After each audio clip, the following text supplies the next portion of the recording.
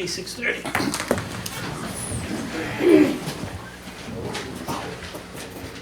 I pledge allegiance To the flag of the United States of America and to the republic for which it stands, one nation, under God, indivisible, with liberty and justice for all.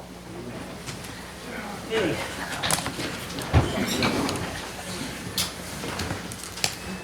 All the meetings in order.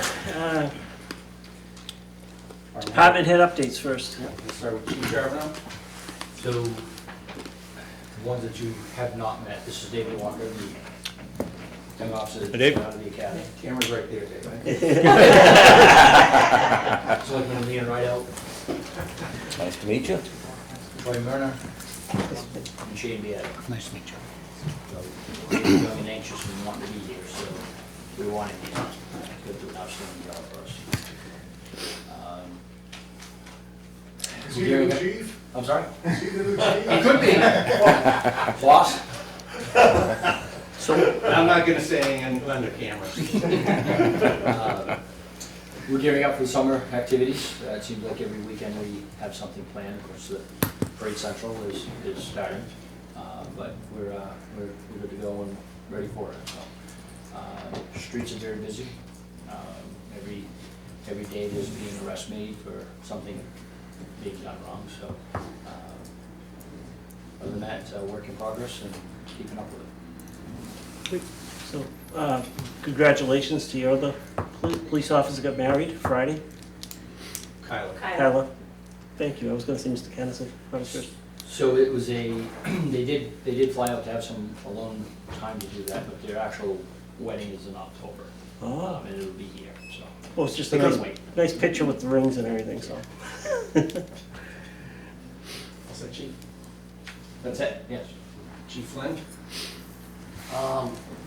As far as EMS is concerned, we did 184 calls last month, 11 fire calls, 73 of the EMS calls were 911 calls, and 111 transfers. We do have, we had an opportunity or a surprise last week when our ambulance salesman brought a truck up for sale. We have 3 of them on order right now and at different intervals in the pipeline. Anyways, he had brought one up. Somebody had backed out of the deal. He wanted to know if we were interested. We were first on his list, and we definitely are interested. It's a 4-wheel drive. It's a 22, it's brand new. It's not everything we would have awarded on it, but it's within our price range, with the exception of the power load system, which is $25,000 more. And we haven't nailed down the exact price, but we have 300 budgeted this year already. We can get the truck, it's just trying to find the money for that extra piece of equipment that we're still looking into. So basically, as you guys know, so last year we were approved for money to buy 2 transit, all-wheel drive transit vehicles that would be used for our inter-facility transfer. This year at town meeting, we were approved for money to buy a new 911, a box truck for 911. That truck is two years out. The transits have continued to be delayed in delivery. Now we're talking October for the 2 transits. Correct. The idea is if you guys would authorize us to spend the money that was approved for town meeting to buy this 4-wheel drive box truck for 911, because our current 911 trucks are getting pretty weak. I don't think they're gonna make 2 years. We would buy that vehicle. We were planning on going next year for approval to buy another box truck for a backup 911, I believe. Correct. Our backup 911. So we would keep the one that we have on order for 2 years. That is still with our name on it, hoping that we would get the money to buy that at next year's town meeting. To Randy's point about the power load system, the reason the price of this one that's available now is a little bit more is because it is a four-wheel drive, which we were hoping to get anyways, because there is a need for it, obviously up here. The condition of roads, more development on private roads and stuff is an issue. So we were looking at putting that towards the voters next year for the appropriation. Looking into to offset the difference between what was appropriated this year and what we would need to do a complete build out with this four-wheel drive vehicle with the power cut system, we're looking at our fire EMS capital reserve fund to see if that's a fund that can be, that you guys can authorize to spend out of, as opposed to just the voters. If that is, if we find that you are able to, we would have to hold a public hearing on that. But you guys could authorize that difference of whatever it is, up to, I think it's roughly, we're talking the most, 25,000. Correct. If I remember correctly, I think we can, we just historically have not done that with. Well, some of the, and I don't disagree, but I know some of those warrant articles are specific to know that it's only the, was it the legislative bodies, the townspeople? Yeah. I can't remember that. Legislative bodies, some of them are specific to just the legislative body, some of them can be the governing body, which is you guys. So that's where, yeah, we just want to make sure before we, because we have a lot of capital reserve funds that we can't keep track of. And I guess the other thing, and you probably already thought that, just to dot the Ts and cross the Is, that if at the next meeting, for some reason, we do not get the funds for the box van, And next year's the meeting, right. next year's vehicle, that we're not gonna get penalized by the company for backing No, in. we're not. Okay. Yeah, so it would be basically that, I think the way it would be is that the agreement previously was that if we didn't get funding for that truck, and I agree, there could be some semantics we need to confirm. If we didn't get funding for that money, they'd take our name off it. Well, we're hopeful that they would, basically because we're buying this one and pushing the other one to hopefully next year's town meeting, that it would be the same thing, that we could pull our name off of that one, because we're still gonna be a year out, even if we get the money next year. It's so hard to get any of this equipment. Something that we just wanna make sure. No, it's definitely a good point, because we don't want to end up buying something we don't want. The problem is that it's, with anything, it's hard to, we can't be guaranteed to get anything when we need it. I mean, it's, again, we're over almost 2 years or 18 months from when we got the money to buy the 2 transits, which is why we really can't afford to skip a year when it comes to buying an ambulance, because they are used, and they do provide a tremendous service to the town. So, And these companies are gonna have no trouble. No, yeah, and if. They're not gonna Right. care, because they're having no trouble getting rid of them anyways. Exactly. Everybody's on a waiting list. Right. You know, because it's, any of that equipment is a long waiting list. So, I mean, we thought that it would be because we had one ambulance chosen for the money that was appropriated, we didn't want to make the decision on our own, we wanted to bring it to you guys, to get the authorization, and then what we would have to do is find out about the 25, see what we need to do, and if we can do it, if you guys can authorize it, we would put in a warrant article. At a worst case, we get the ambulance, if you guys approve that, we get the ambulance with no power load system. If we can't get the power load system before town meeting, then we would try to do that through a public hearing that you guys would. So what is that extra 25 by? It's an automatic load system. Like a power tailgate or something? Yeah, Yeah. Is that something you would have liked to have had but thought was too That's- expensive before, or? that's something that we spec'd out with the truck that we have on order. Oh, Yeah, a lot of the insurance companies, and I'm not saying, and I have not had us speak with ours, but they're definitely, to save on back injuries, they're. That looked a good thing to me. We do have quite a few bariatric patients that do require the need for that, so. And what would the total bottom line be with the extra 25? I was told 325.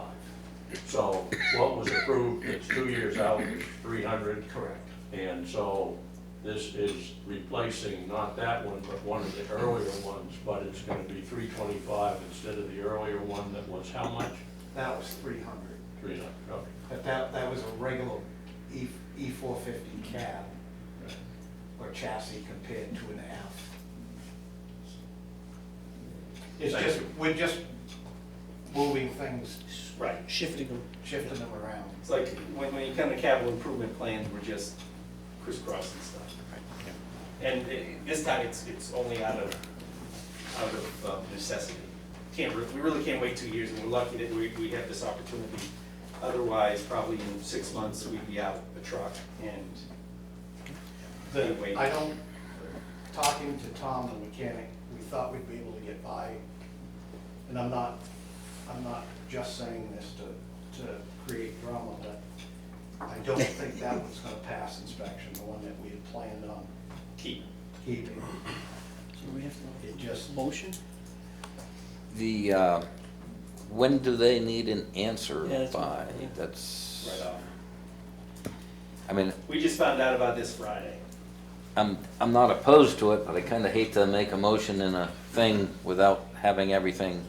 I mean, the truck is 300 without the power, which is the money we have, which is what we had budgeted. Good.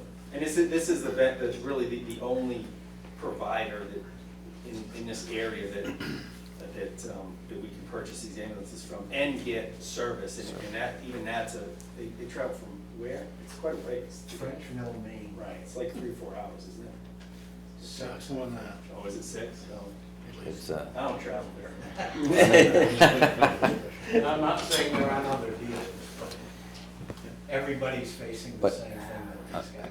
It's definitely, we're facing different times than what we're used to, as far as getting equipment and stuff. Right, and right, and certainly we don't like to make these rash decisions, which I don't necessarily think this is a rash decision, but as we talked about, if we don't purchase things we need when we have the opportunity to, then we're gonna have to wait even longer, and then when we need them, we won't have them.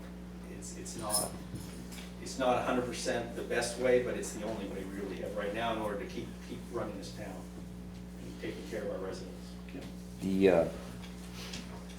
And I guess just the other question, and I hate to keep beating this up, but I hate to make a motion and then find out that we can't approve the extra 25. Well, we can get by without we could get by without the power load until town meeting next year if we had to. Or we can see if we can scrape some money out of different corners to offset that 25, if we could get that. So if the power load, would that have to go all the way back to 6-hour drive to have the power load done, or could that be done here? Well, it comes with there's a certain plate that has to be installed. Okay, that's- so we'll probably have to. It's, Yeah, that's my question, yeah. right, but It's already installed now, and we can take it out. Oh, they have to take it out.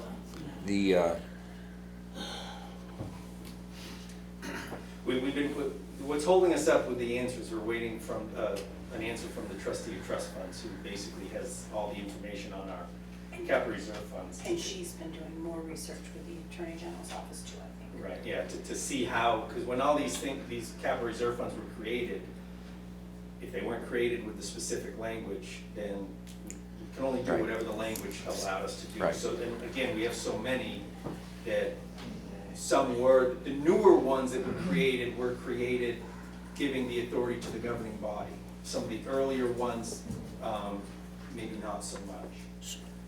I know what's, The way I understand it, discussing it with the salesman, is that if we said right now that we'd rather not do the power load, the truck isn't gonna be delivered here for a month, maybe 2, because of the decaling, which is included in the price. So we'd have a couple of months or a month to figure it out. To figure it out, so.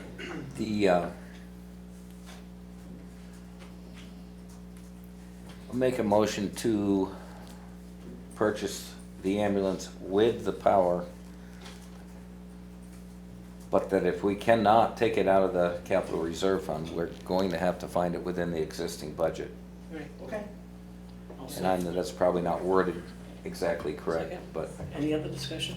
I would just say to approve the purchase of the truck with the power load system. yes. Yeah. And we'll make it work. Yep. Motion second, any other discussion? All set? I'm all set with it, I was. Aye. Aye. Aye. We won't respond to any fires for the rest of the year. I'll take half of you. Take a cut and We'll pay. take it out of Randy's pay. Take it out of yeah. Randy's pay, he's the only one paid. All right, is that it? That's all I have. Thank you. Thank you. Guys. Barbara? A couple things that we've been following with you. Our summer programs are in place for the kids, and we're excited that that's working out. We have finally managed to get an arrangement with the school so that there is a van that will deliver kids to the library 2 afternoons a week. In the past, we've had a bus that would drop them off there every single day, and because of the way things were, they said they couldn't do it. We're back to 2 days a week. We're hoping that we'll be back on the full 5-day schedule in the fall.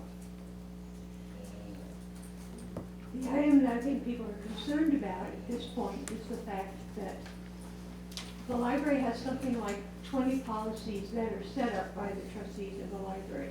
Everything from behavior in the library to animals in the library to interlibrary loan, you name it. We have a meeting room policy, and our meeting room policy states that we will not discriminate, and we will be unbiased in any way in the way we rent our meeting room. There is a program coming up that is controversial. I know there are people who don't like it. Believe it or not, there are a lot of people who are saying they do. We are not sponsoring the program. It will not appear on our website, on our Facebook, unless somebody here figures out how to sneak it in, which they have done. We will not have posters about it, but it's a group who has asked legitimately to rent our space. They will be in the library for 1 hour on Sunday afternoon when no one else needs to be anywhere near the library unless you choose to be. In other words, it's called a drag story hour. It's specifically family story hour for kids. If you choose to bring your child to that, you're welcome to do that. You do not have to, obviously. The best thing to do probably, if you're not happy, is to stay away.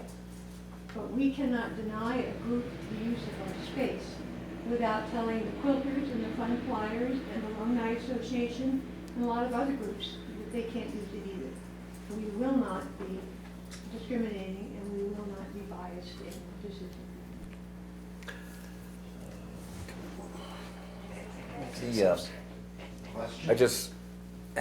Just a second. I'm speaking with the selectmen. Just- You'll get your chance. The only thing that I'm gonna say, I'm a little bit disappointed with the lack of communication between trustees and the select board. I fully aware there's policies at the library that doesn't allow discrimination and stuff, but as a selectman, I do not think that I should have found out with someone emailing me a flyer that this group is putting out, that this was happening in our library. That communication should have happened as this decision was being made, that, okay, we've had this group and it's gonna be controversial, so we were aware. Because basically, I was caught flat-footed. People start emailing me, what the heck's going on? Why are you allowing this? This board had nothing to do with that decision, but we also do understand that you have those policies. So something like that comes up, I think the conversation should have been had at an earlier point, that we have a controversial thing coming up and we want everyone to be aware of the situation. That's really the biggest gripe I had. I know I don't approve of it. I wouldn't bring my kids to it. Obviously, there's probably some people that would. But we need that communication if there's something controversial that's gonna happen. And I'll open it to the rest of the. I basically feel the same way that Leon does. I got blindsided. I had no idea what was going on. Let me, we had not even confirmed it, and I was getting ready to come down and talk to Ben about it, when we discovered that somebody, we don't know who, was already putting it out there. We had not even confirmed with the group at that point exactly what was going on. So you were getting stuff even before we had it in place to come talk to you. Okay. So, yeah, and But I hear you, and we certainly will. And to echo the two, I concur with both of them. We, as a state representative for the area, I can't tell you how many people come up to me in the State House about this before it was even discussed here at a meeting. Tonight's the first time we're discussing it. I was inundated with emails, and it seems to be more of a statement than a kid's reading hour at this stage. And I'm not taking sides, either side, pro or con. I mean, I wouldn't bring my kids to it, but that's my choice. But that's the way they're making this. It's a political thing. We have a lot of political fired items on this topic that are pending legislation in the State House, one huge bill on Thursday. And it's become a political event more than a kid's reading hour. I know they have a right, and God bless them. But that's the problem that I can tell you as a legislator and how it's being read, and as a selectman for the town. So, and I'll just leave it at that. Just one other comment from mine is I'm proud of the town of Lancaster is very accepting, very open, let people live their lives the way they want to. And I think this event is actually designed to throw it in our face that being accepting and allowing people to live their lives how they see fit is not good enough for certain groups. And I'm very disappointed in those groups because this town is accepting. It allows people to come into town and live their lives the way they want, without judgment, without discrimination. And I find this group's, well, two groups actually, very disappointing that they're playing politics with our town. And what I really see is kind of a unified town. You don't have to agree with everyone, their lifestyle, whatever, to accept them and allow them to live life in town. And unfortunately, I think these groups are trying to blow that up and create a rift that is not already there.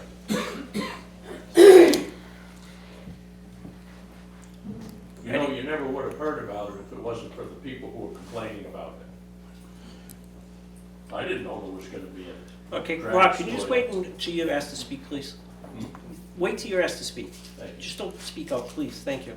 I'd like to hear from the couple of the trustees first, okay, and then public can put their input in. They can give their quick 2 cents, and then we can move on, because we have a lot of business here. I don't want people blurting out. Thank you. We have 2 meetings worth of work to do. Yeah, yeah, unfortunately, we do. Linda, thank you. Linda Hutchins, and I'm the chair of the trustees. This program came to us just to rent the Wingate Hall. The library trustees are not sponsoring this program. We are not publicizing this program. We are not doing anything with the program except renting Wingate Hall by not discriminating, as is our policy. We have received letters and emails and people asking personal opinions on the whole thing. As far as I'm concerned, my job as a trustee is not to give my personal opinion on whether I would go to this program or not. My job as a trustee is to follow the policy that we have in place, which is one of non-discrimination. The thing that worries me the most is that, you know, should somebody decide, should we have said willy-nilly, okay, you can't come, we don't like you, you can't come. Where does that stop? And if someone were to sue us, it would take the library, it would go to the town. I know it would. And I worry about that, about the coffers of both and the people and the ramifications. I think that as was said, that the more it's pushed and the more it's talked about on all levels, the more it gives credence to any particular group. If it had been just, let them do it, and nobody is required to come to this thing. The only control we have over it at the moment is that the fire department has said that our capacity for Wingate Hall is 50 people. So that's all that can be there. This program they have set, it has to be an adult bringing a child. An adult cannot come unaccompanied, as I understand it, neither can a child.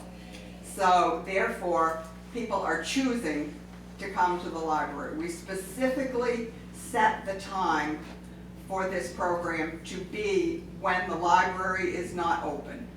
People are not going to be running into a group they don't want to see unless they choose to come to the library at that time frame on Sunday. You know, I apologize for the trustees not getting to you any sooner, but as Barbara said, we tried as soon as it was coming, and all of a sudden, God bless the internet, it was all over the place. I do feel that people really have to start to look for it, to find it.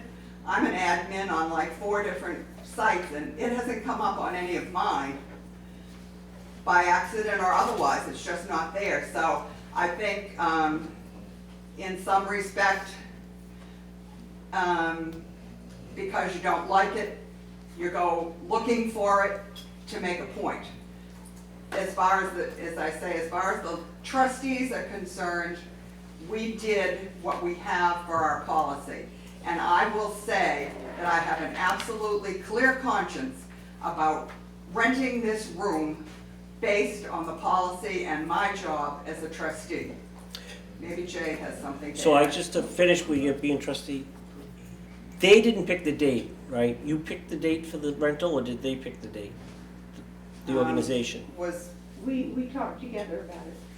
So it was did they bring the date up, or did you suggest this was an open date? I don't remember. No, I'm trying not to, because that's just a question I heard. I don't remember how we set up, except that we were concerned that it be at a time when the library was closed, Okay, so that people didn't want to be near it, they didn't have to be. okay. That was the only, I think they were offered a Saturday afternoon or a Sunday afternoon. Okay, thank you.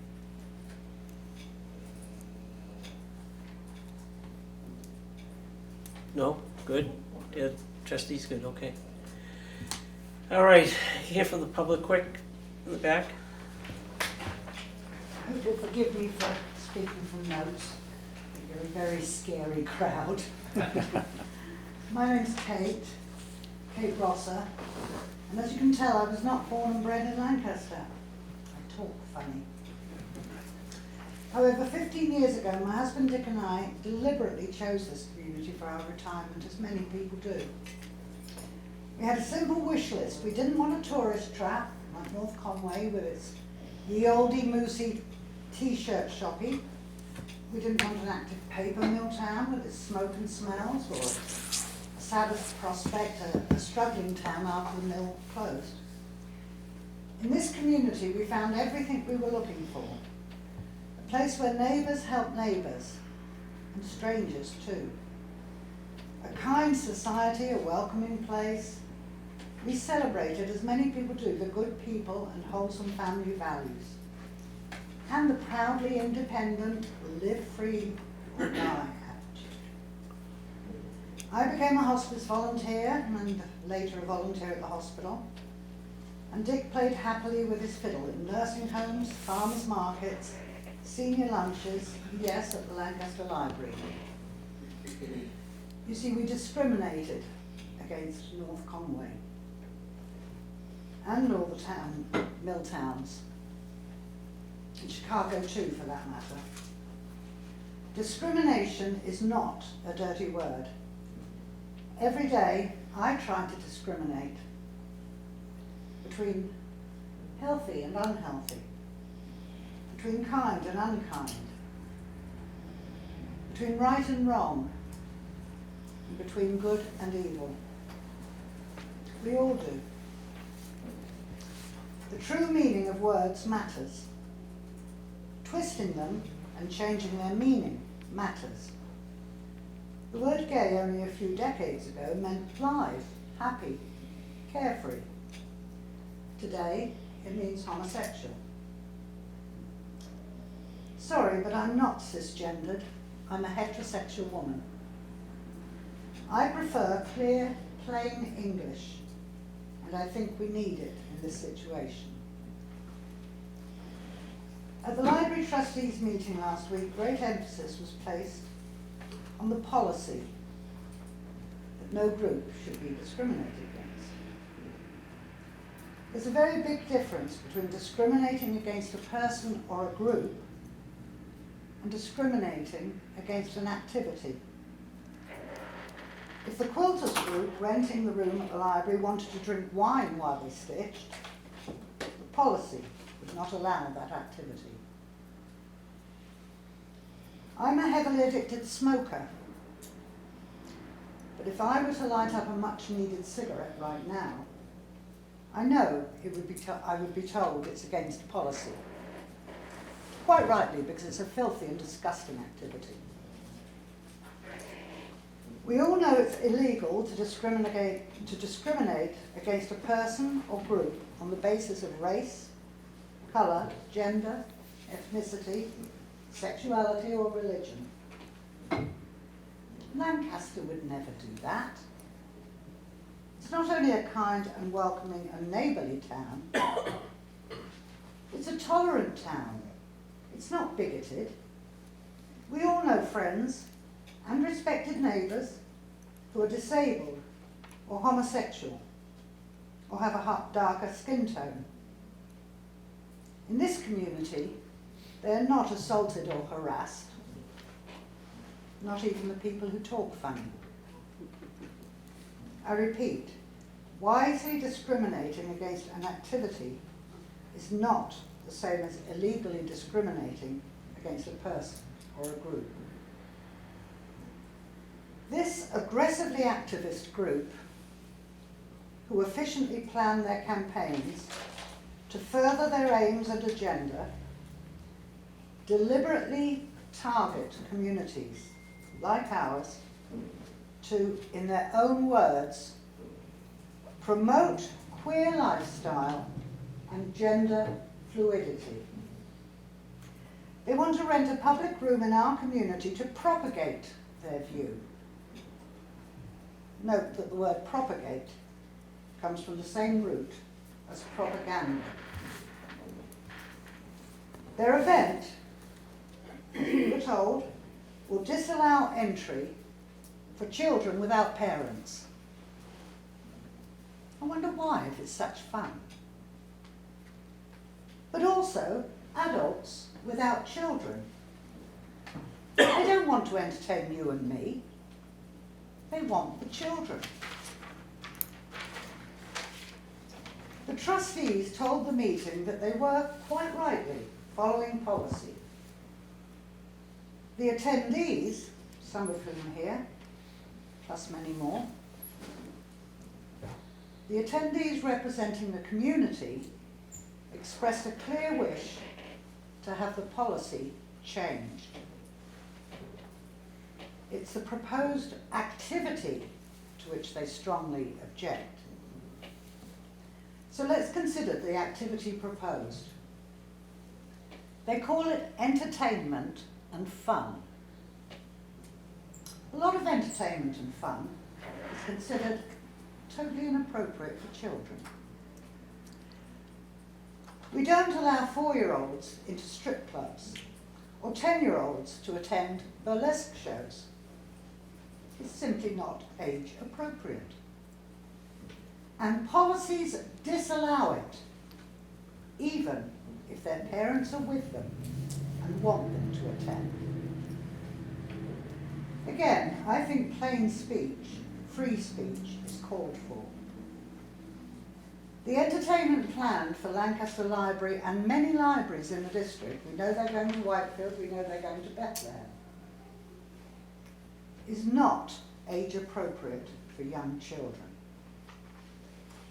It comprises adult men dressed and made up garishly in a way that 6-year-old Jimmy has never seen before. They call it glamorous. Jimmy giggles nervously. He sees that the lady has a beard, and that he's showing way more naked breasts than Jimmy's grandma does. And even his aunties don't wear fishnet tights and reveal that much leg. Excuse me, can you just kind of wrap it up? We have a lot of people here, I mean, a couple of, you know. I'm 3/4. Will you allow me to finish? I'm 3/4 through. Would you allow me to finish or not? Okay, finish it up, please. You Thank know, you. be respectful to us, please. Thank you, sir. Please. I appreciate it. He sees the lady has a beard and that he's showing way more naked breasts than Jimmy's grandma does. And even his aunties don't wear fishnet tights and reveal that much leg. And his mum would never show her panties in public like that. It's supposed to be fun, but Jimmy is just totally confused. And then this unusual adult reads a story, maybe one called Genderqueer. Don't let us be fooled, as Jimmy might be, by the careful and caring words used in these stories. They are advocating that young children, minors, explore their gender fluidity and happily accept that anal sex can be fun, loving and exciting, as long as it's consensual and a condom is used. This is sexualizing small children and is not appropriate. For decades, professionals in child protection have been extensively trained, as have statutory reporters in education and medicine, to recognise overtly sexual behaviour in young children. Words and actions that are age inappropriate in a sexual way are considered massive red flags. Why? Because it indicates possible sexual abuse. Have you ever wondered why these entertainers never choose to entertain the elderly in nursing homes, or offer to read stories to the homebound? Their careful planning and venue booking never includes bringing glamour and fun to the American Legion. No, they have found that local libraries have policies that won't discriminate against their group. And what library wouldn't want to be seen to be promoting books and literacy? And of course, we're all against banning books, aren't we? The members of these groups are not stupid. They just think we are. This agenda gives them direct access to their deliberately chosen and carefully targeted audience of vulnerable and valuable children. In clear, plain English, this is grooming. We've all heard of the culture wars, and it's intimidating to worry about being sued for discrimination. Nobody wants to be the next Christian baker who wouldn't bake a cake for a gay wedding. This is called warfare, this is called not warfare, but lawfare, and it's intended to intimidate you. A change of policy to disallow age-inappropriate activity is not refusing services to any particular person or group. Will Lancaster surrender to the intimidation? Will we surrender the tolerant and wholesome family culture that we already have and love? Or will we defend it, protect our children, and choose to live free or die? Thank you, Troy. I appreciate your patience.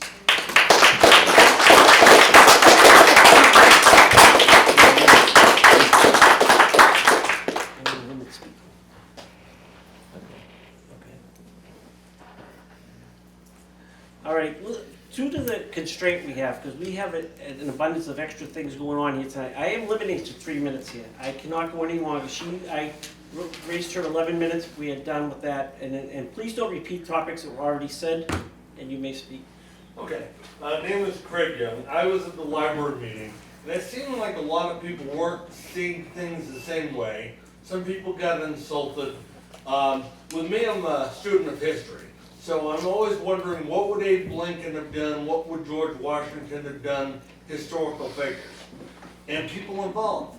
So what I did was I had somebody contact the Weeks family, one branch of the Weeks family. I just want to read what email he sent to me, okay? William Dennis Weeks is Coos County probate judge, was admired for his focus on righteousness, not fairness. Being fair is not a biblical concept. Christians are to promote righteousness and morality. If an ethical issue is not moral, it is immoral. The residents of Lancaster, New Hampshire, named for Lancaster, Mass., grantee Reverend Joshua Weeks, knew that from the very beginning, that the greatest blessing comes from the right standing before God.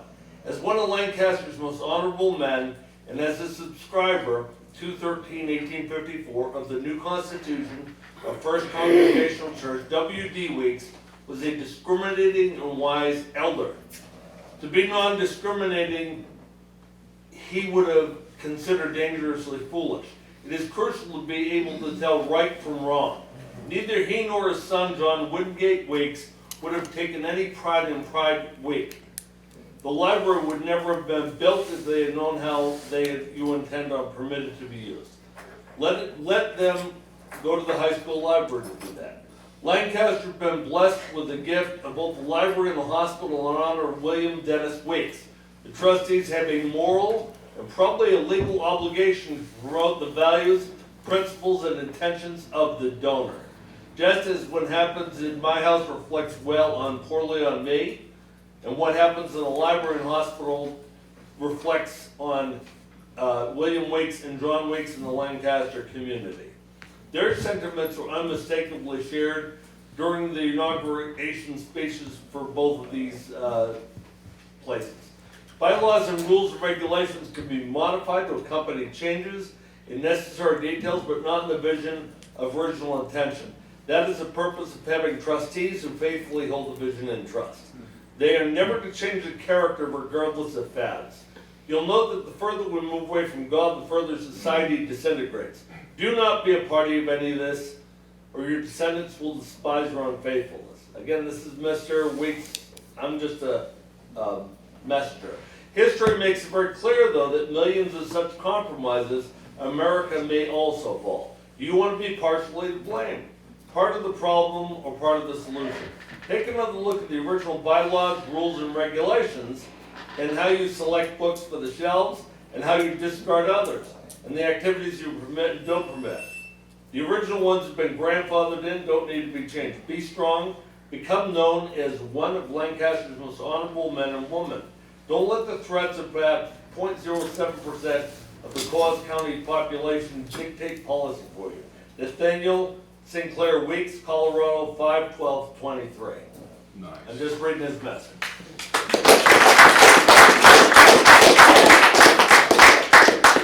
I gotta say, I know the Weeks boys, and there's a lot more to it than what you're relating. I'm just gonna say that. This is just what he wrote. I'm just reading it. You just said Nat Weeks. Okay, Rod, Sorry.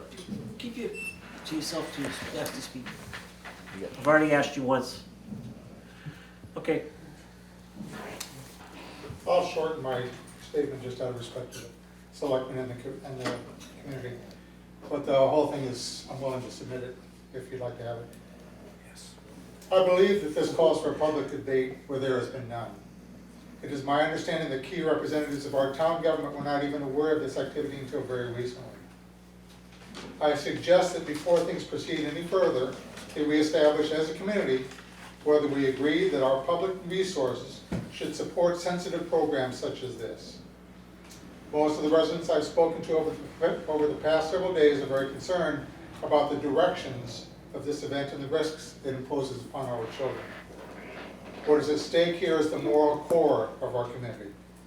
Will we continue to promote and live by the time-honored values of those who were here before us? Values which are rooted on our relationships with God and with each other. Values which reflect the beauty of our surroundings. Values which, for some, are the reason we refuse to leave this beloved community, and for others embody the attraction that brought us here. Will we allow our morals to be compromised by these outside forces, or will we stand together as a community? Thank you.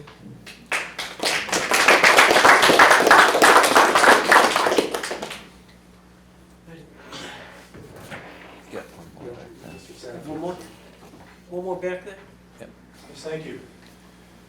A lot has been said here, I think that a lot, hopefully, very good stuff that I hope that you will take into account. I just want to say that I think that there's not a man or woman in this room that would not run into a burning building, with all due respect to our firefighters and our police officers. You go right ahead, What you you do. can run into a burning building. To save our children. Thank you.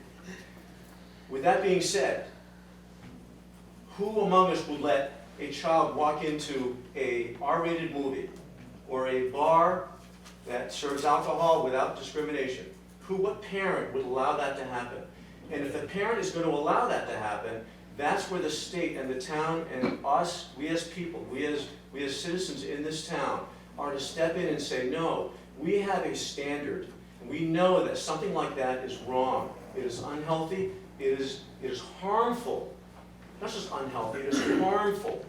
We are harming our children, and we have laws on the books, and we have standards, and we have policies in place that say, we are doing these things so that we do not harm these children.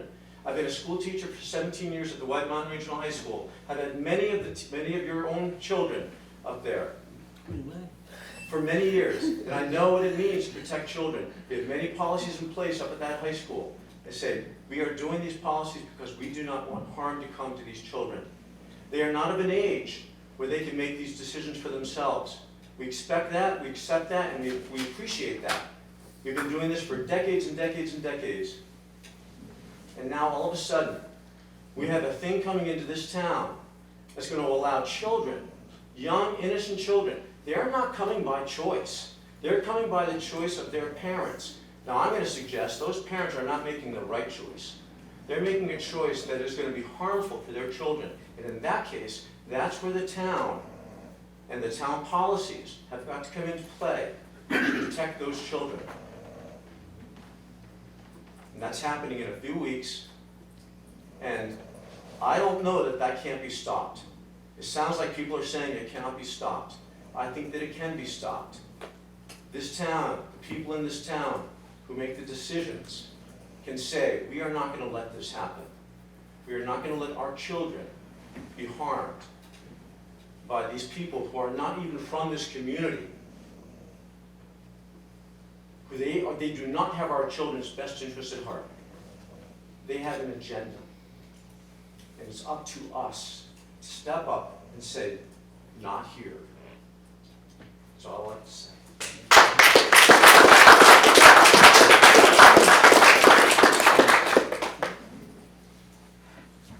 Alan? I'm being discriminated against. I'm a member of this community, I'm a taxpayer, and I support that library. That's my library. And that poster that they put out says that no adult will be admitted without a child. I'm being discriminated against. Throw that in their face and tell them they can't come. Now, the other thing is, I was on vacation here a couple weeks ago, and on the national news, this outfit, I'm pretty sure it's the same outfit. I didn't pay much attention because this hadn't come up. But I'm pretty sure that in one of the southern states, this outfit almost caused a riot against them. Did you hear anything about that, Chief? Surprised me. Huh? Surprised me. It just surprises you, okay. No, I said it would not Oh, surprise you. right. But no, there were people dressed in red hooded suits protesting at one of these events. You want that to happen in Lancaster? Shut them out. Have the gonads to tell them no. Thank you.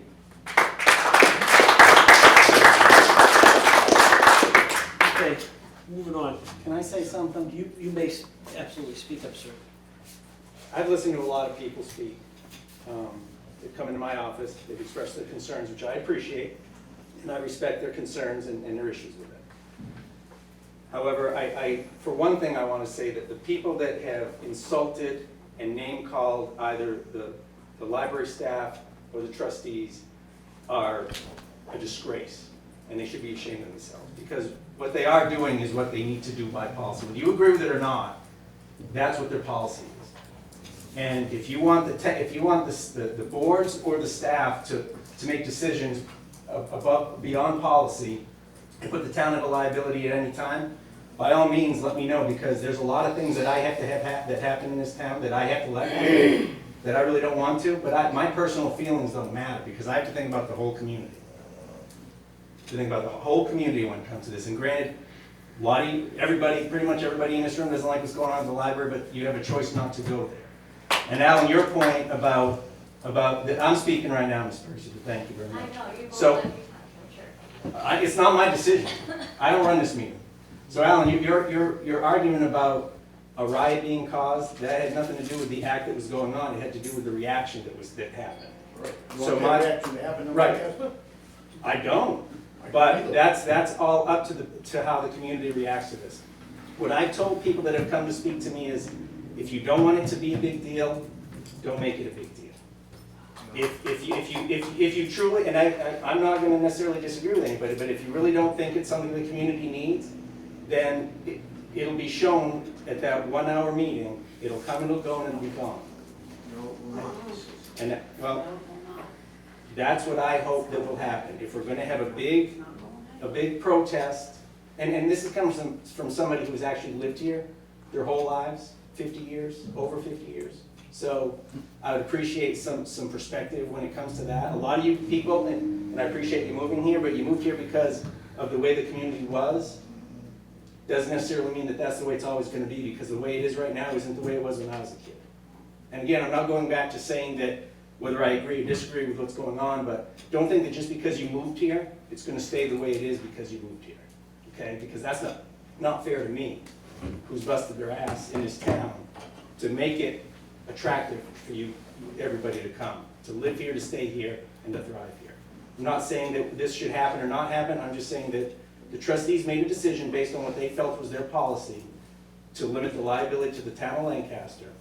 And I have no problem if they feel that it's discriminatory to not let them do it, and you think that we should discriminate, then I have no problem with limiting what happens in every town property based on what I think is right or wrong.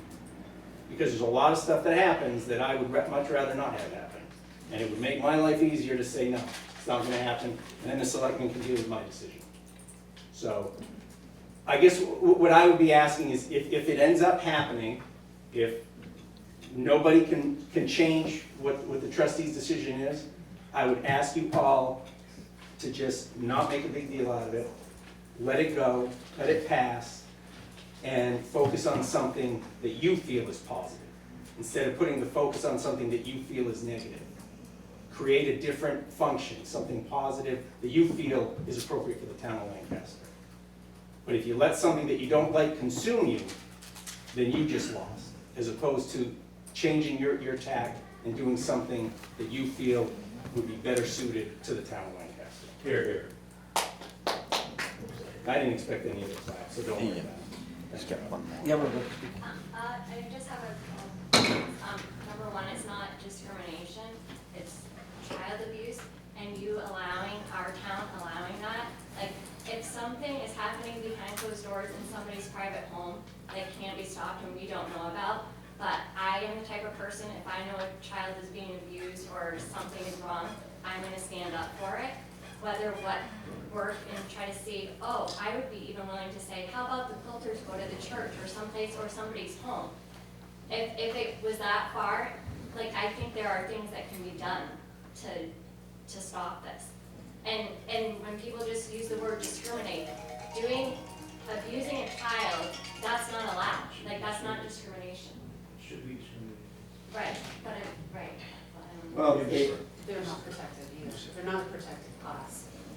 So it's not discrimination. I just want to real quick, because it was brought up that there's been some unpleasant things said to our library trustees, and I'm going to be perfectly clear that I disagree with their decision. There should not be personal attacks against our library trustees. They've made a decision. or staff. Or staff. Plain and simple.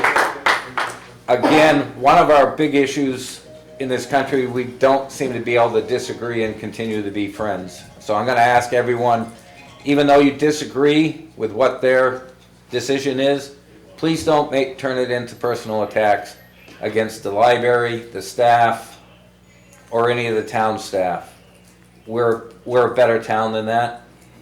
And sooner or later, we're going to work together again on something that we agree with. So please keep that in mind. Thank you.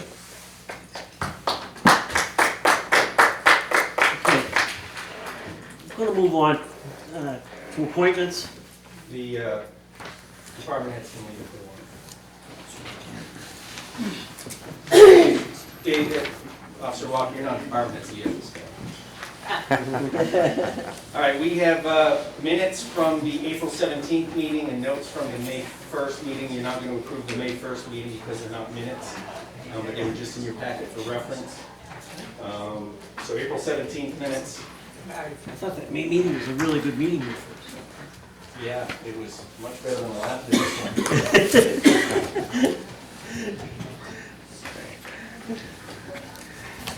You gonna move? Can you make a motion here? I'll make a motion to it. I'll second.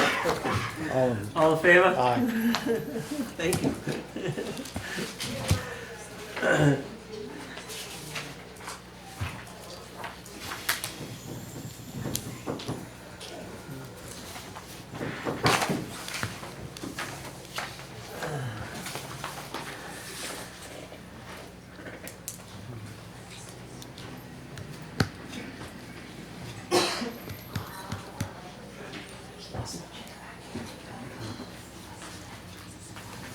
We have a few timber tax levies.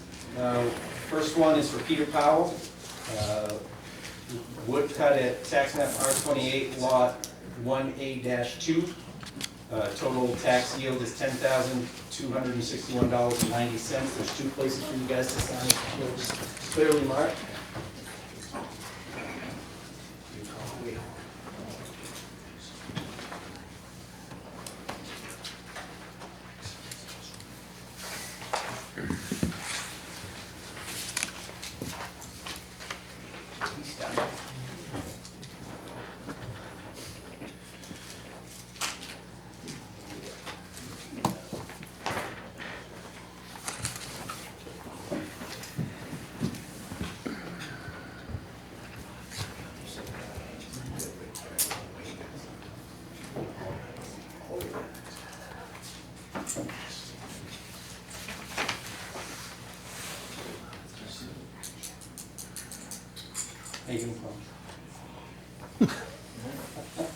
Where else can you have this much fun and get saved, right? Oh, you jinxed it, showing up. Usually have fast meetings. Yeah.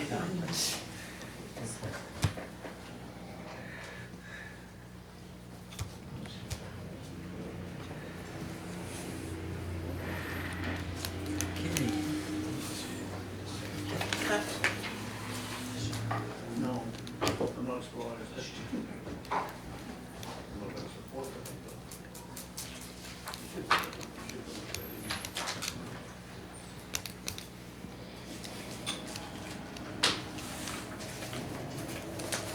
Next one is for Scott Forbes Farm Partnership, woodcut at tax map R2 lot 26. Tax yield of $298.47.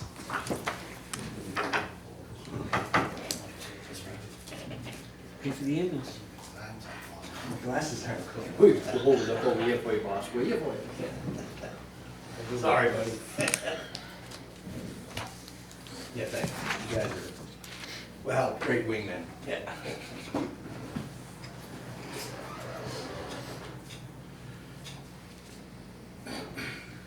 We were conveniently silent during the last one. Tim told me to. Yeah. Beeps. That is the kid's thing. Card table broke, so we got this.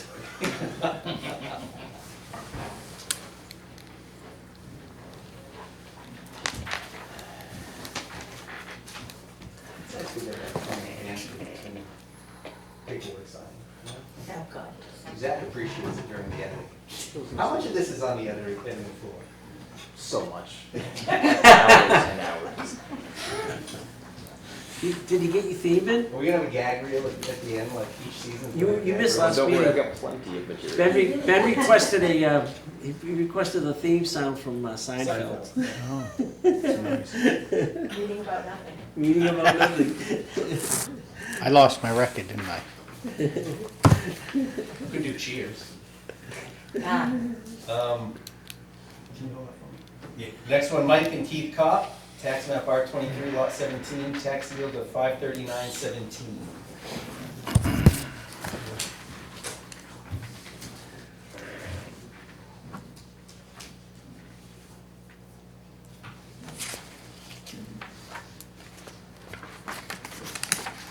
Applause. For what? Up over the slide. Lights up and then clap. Or I must have gone for the last one.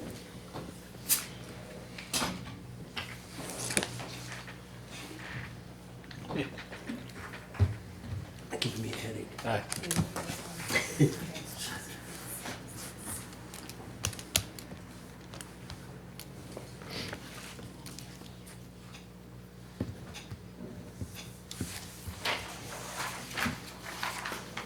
Having fun yet? Look how fresh the new guy is, you know? Way to break it. Meetings didn't go like this before walking. Yeah, I know. I was supposed to, I thought it was Paul's fault. Well, I'll been here. Usually when there's a ruckus. I come every so often, sometimes they require minutes.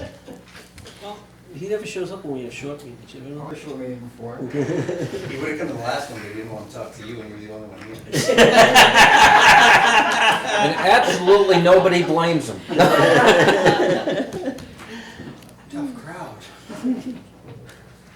That's why you're here, Chief. I'll walk around. He has people for that. This is a training opportunity. Right. He has people for that. Next one is Mitchell Forbes, tax map R2, lot 66, $418.65.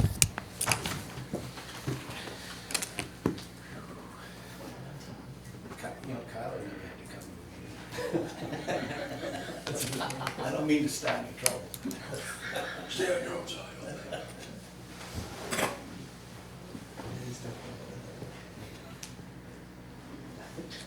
Dave's gonna be sharpening us, Ted. Go Oh ahead. my God. Everybody needs one.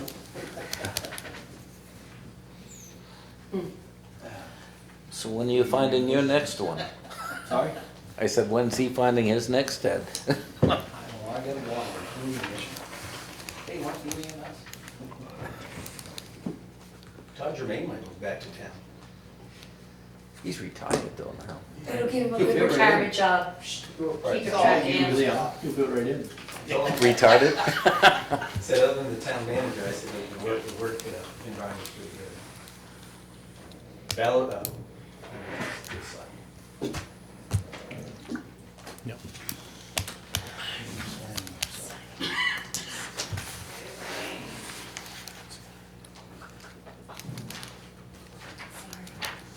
It's two leaves left. Almost there. Next one is, last one, Valerie Griswold, tax map R23, lot 18-3 and 18-4, yield of 221.41.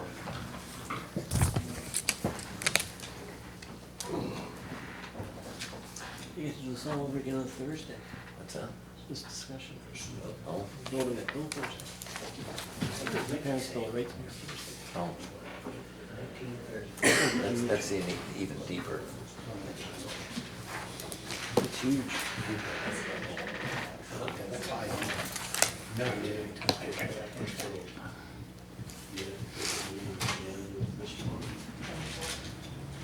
There'll be max attendance. I'll find out tomorrow, I'm going in for a meeting. You gotta get a hat that says new guy, so when they come in, you can wear the hat. I was picked by the speaker. Republicans and Democrats in the room is at 12 and 12. Yeah. So I don't know who was picked. I'm doing the program tomorrow with the speakers. And the guy comes in, how we find common ground. The name for the program. I don't know if it was an insult or a compliment. Okay. Related to this.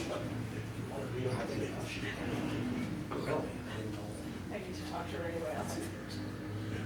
And so, as I understand it, was kicked in June.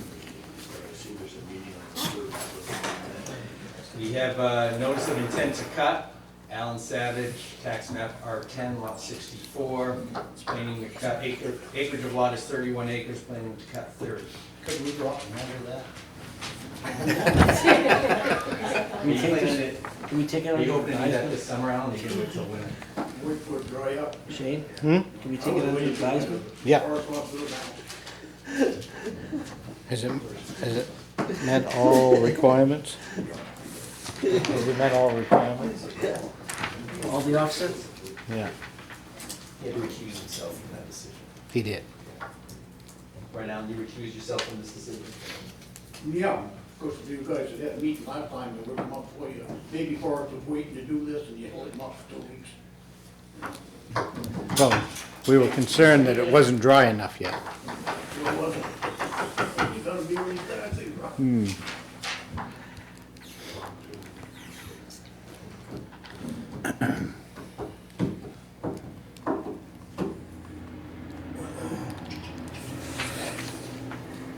Notice of intent to excavate, Allen Bethilier, AD Aggregates, proposing to excavate 100,000 cubic yards of gravel.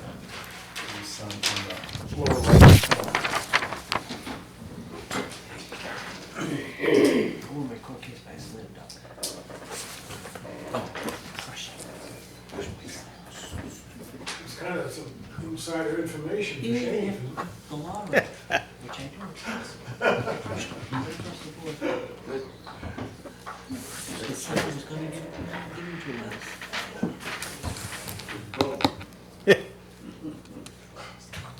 You say, brother? My best friend. Head judge sent it up this morning. Don't waste the money on them. It didn't cost me nothing, I paid it out of the estate improvement.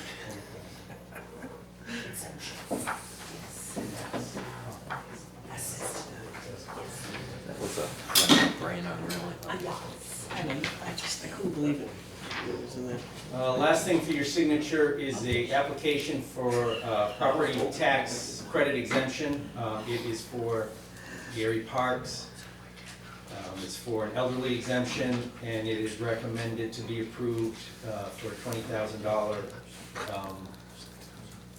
exemption, $20,000 off his assessed value for the elderly exemption.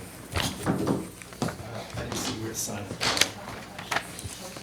I think on the back. Oh, yeah, the back spot. Yeah, right there. Sorry. Yeah, I sorry. didn't put a tabby. No, and I meant to look, but I forgot. No tabby. No tabby and it's not color coded. How are we supposed to figure it out? I know, I can't imagine that you've seen like 100 of them. I know. No, actually, it's kind of scary. If he qualifies for that, we're not far behind. What's that? What's the exemption again? It's an elderly exemption? Yeah. Oh, It's okay. on income and And you get asset. approved less Yep. than a certain amount of income. Correct.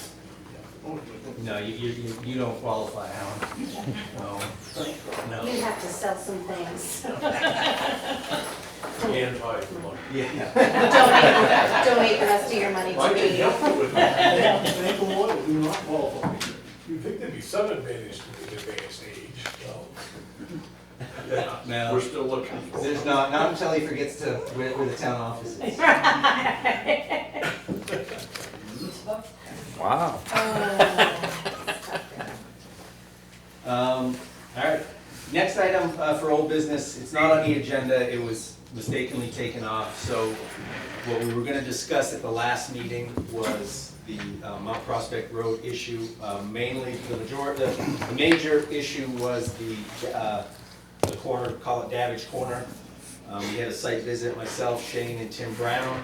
And Shane, I don't know if you want to give a recap. You know more about the whole road construction stuff than I do. So basically, we met with Mr. Davidge to discuss the hedges that are encroaching the town, or on the town right away.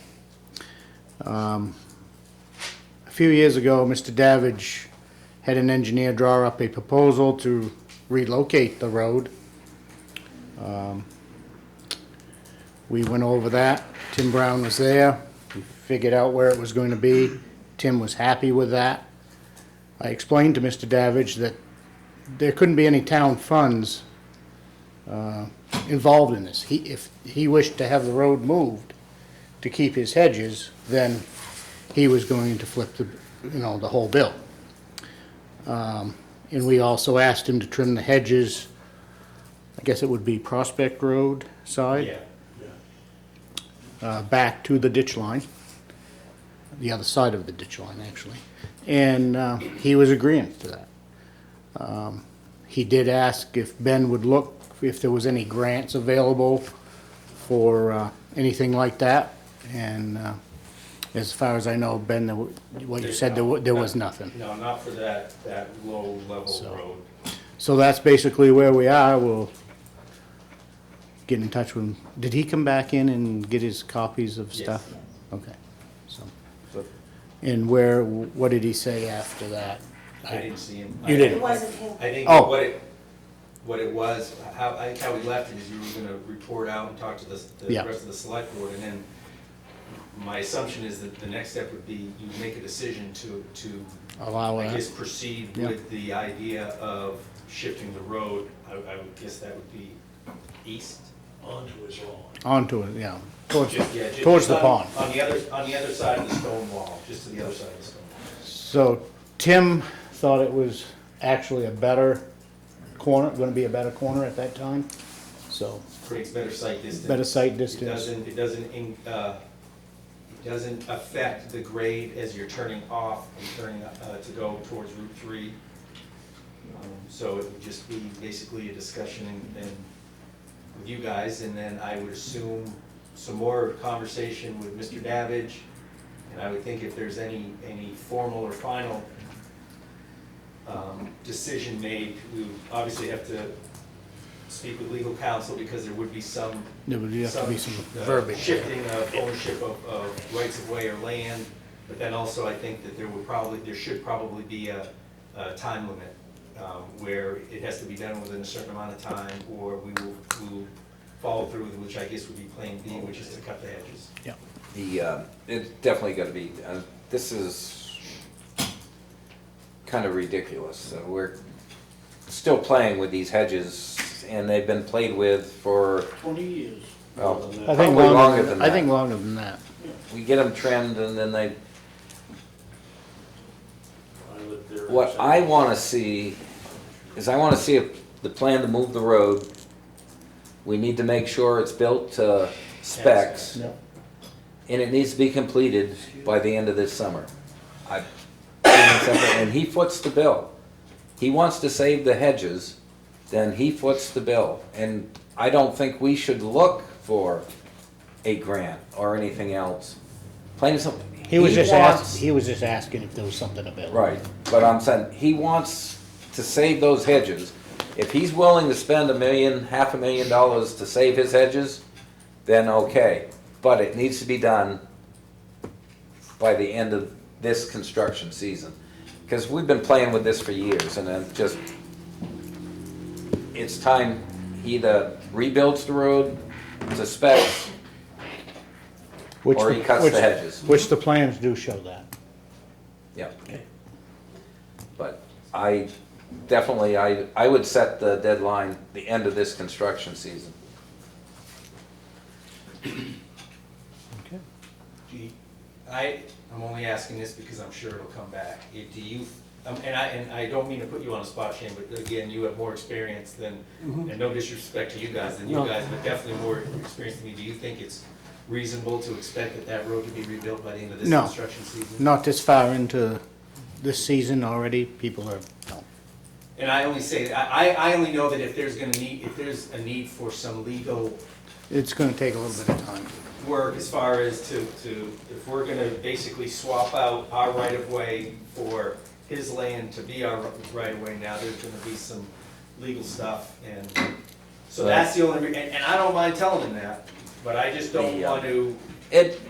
Again, I don't have that experience. We're probably gonna have to bring this to a town meeting too if we're gonna swap land. Yeah. We can't just give town, Well, which is why I wasn't gonna waste Attorney Frizzell's That's what- time unless that was the direction we were gonna go. But So if- I would ask him to kind of spell out what the process would be Correct. to get to now we're getting to the construction. so if we can't get it done this construction season, next construction season, Yep, is that, that's feasible. if he, That's just putting it off another year. well, I agree, and we've been playing with it for so many years. We were playing with them hedges back when I was first on the board back in 1992. I was caretaker there in 1975, and it was an issue then. Well, and to be fair, I think this is the first time that a decision is being made to do anything. Right. Yeah, I think we're headed in the right direction. We're closer than we have been for a long time. Well, that's your opinion, Alan. I'm waiting for the chairman of the record side to recognize me. Oh, please. Okay. Good, I was waiting for him to finish speaking, go ahead. Yeah. You know, if you let him get away with this because he's got a little money, what are you gonna do with the hedge that's growing into Water Street? What are you gonna do with Colonel Sanders' hedge over there on the corner of Bunker Hill and Summer? It's growing into the sidewalk, and what are you gonna do to the one out east, Bill Gilly's old house that's made the road now it's taking at least a 10-foot detour because the grader operator has to go like this when he grades the road. Go out and look at it. You don't believe me? You can see it plain as can be. This man should not, just because he got money, should not be able to move the road. You had an issue with the town, Shane, with the state of New Hampshire putting a dog leg in Bridge Street. And probably not just because of the dog leg, I understand you had other issues too, but. I think there was more to do with water. It was more to do with water than how the road looks. You had an issue with it, and I think if you asked most of the voters in town, they would have said the state shouldn't have put a dog leg in that road. Yeah. You know, they should put temporary bridge in, just like you said, Yeah. and go on with what they did. And we're still pursuing that as we go I now. thought you'd done. Oh, no. Okay, good luck to you. Yeah, thank you. I get down Bridge Street and say, why, we got a dog leg in this road. Now I'll go down Prospect Road and say, why, we got a dog leg in this road. We'll let it go another 20 years probably, he's buying time. I don't think the man deserves it. Oh, I don't think it's gonna go another 20 years, Alan. That's what Selectmen said 20 years ago, Shane. I don't. Nobody's had. I went and talked to the gentleman, and we supposedly have I know, a, I read the letter that he wrote, Yeah. the thinly veiled threat that, well, you can put a snow machine trail on his property. To me, that was a thinly veiled threat, and I didn't. I don't take it that way, and I don't recognize if he has a lot of money or not. Yeah. The fact is, he was willing to move the road. Yeah. And we looked at it, and it met with everything, and if he comes up with the money to do it, then so be it. I personally don't think it should happen. Okay. We've waited 20 years for a Recognize me now, you got to quiet. This topic came up 2 meetings ago. The Bornsteins and myself appeared about the condition of Mount Prospect Road from my house down to Reed Road. Yep. I thought that, I was hoping that we're gonna discuss that, because that's what the topic was. And as I understood it, you went and We did. pointed at, just got a chance Yeah. to look at it. Yeah. And so I want to hope that we're addressing that too. And one of the things, Yes. my concern is, the town is great about getting out there and cleaning things up and grading and everything, and they put good material on there. And when they're done, it's nicely crowned.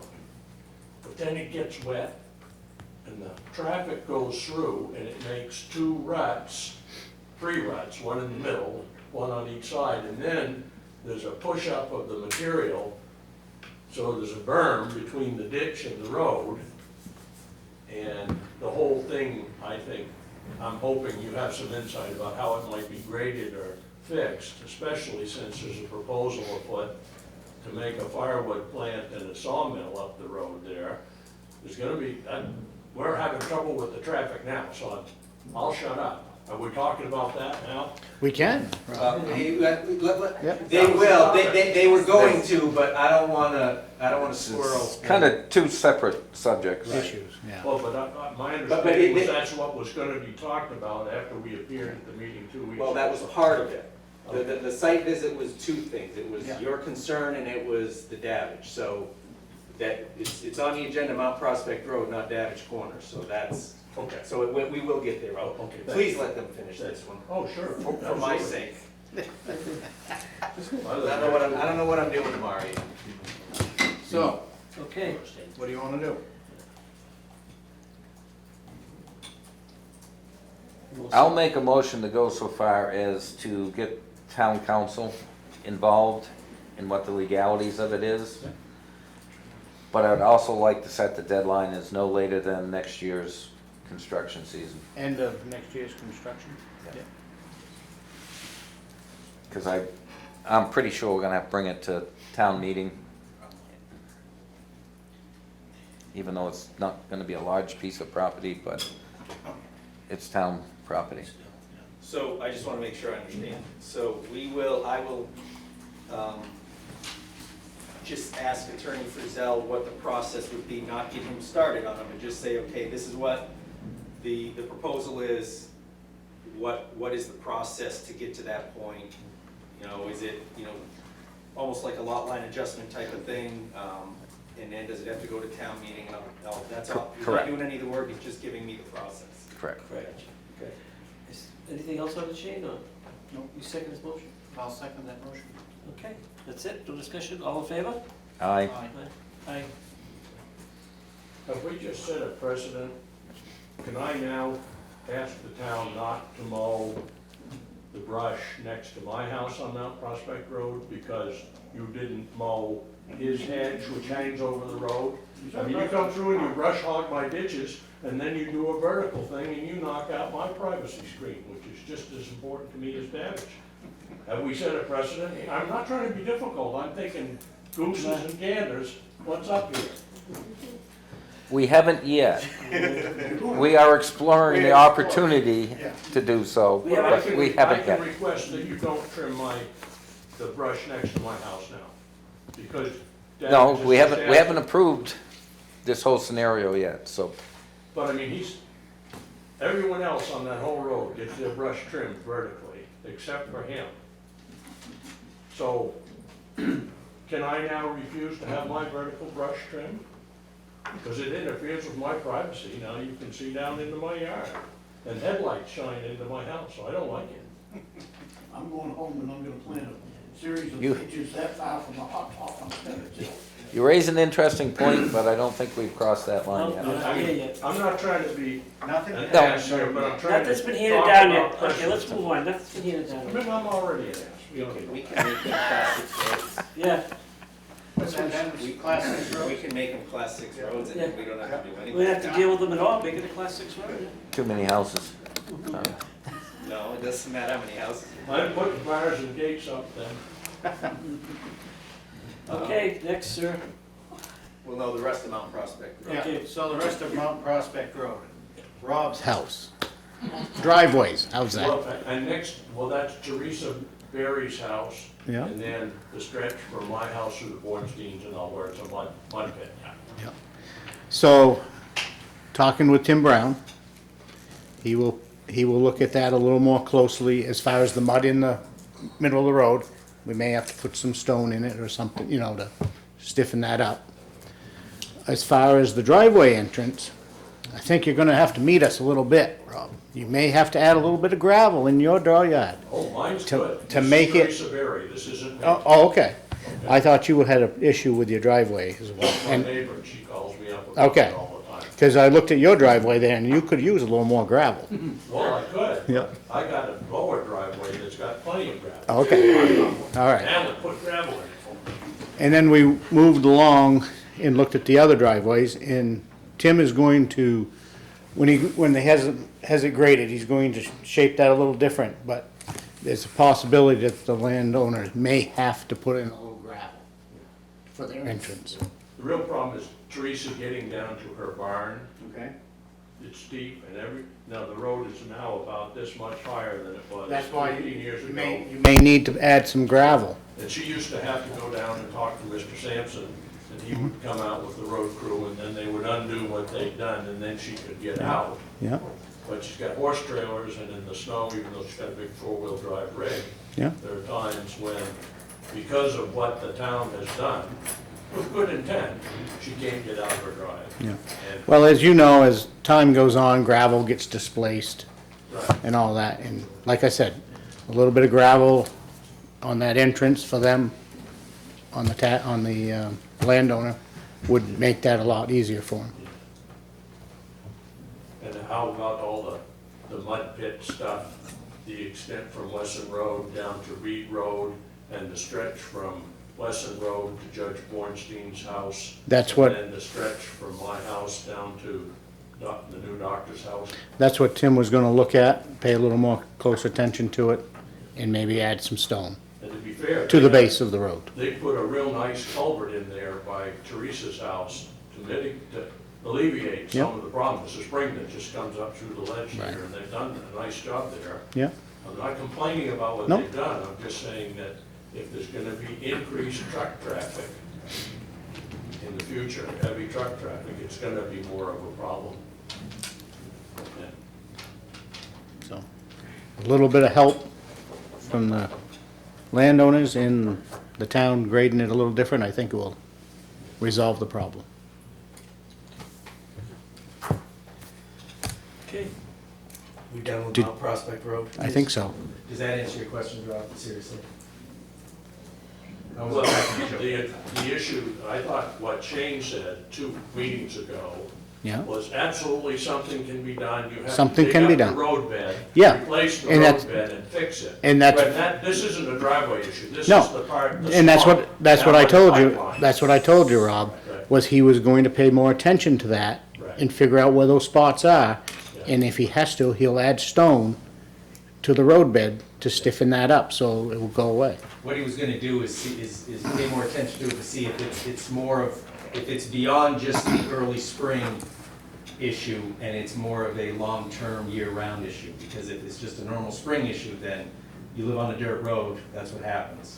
It's not gonna be like a two-lane highway, but if it's a perpetual thing during even the wet summer or something, then there might be more of a drainage problem, and they did have to do a similar Yep. address on Wesson Road, where it was a section that they did have to box cut out and replace with some Sure, better that was served gravel. After the damage cut, a lot of attention was paid to that, and it was very well mitigated, I'm not complaining Yeah, about that. no, So that, But there's a proposal in the near future to put a firewood plant and a sawmill where trucks are gonna be going back and on forth. Reed Road, Yeah, yeah, and so. Not Mount Prospect. Mount Prospect ends, and we can't get anywhere if we don't go down Reed Road.